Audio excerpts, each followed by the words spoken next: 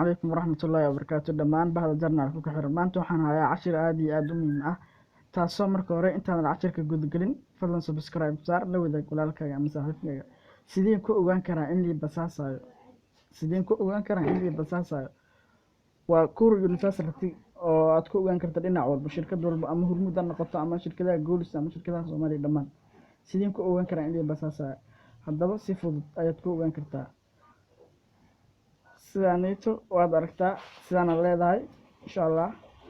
waad ku dhufanaysaa aniga dirtaan cid basaasta male imsaad ku leeyahay sidaan aad ku ogaan kartaa aniga dirtaan cid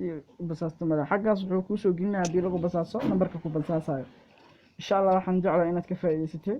fadlan subscribe saar sidii kula socdaan walaalahaaga adna cashir walbo aan soo dhigo sida dula socoto insha Allah waxaan filayaa inaad ka faa'iidaysatay si faafisida cashirkan dadweynaha bulshada Soomaaliyeed ugu faa'iidaysto cid walba la basaasayo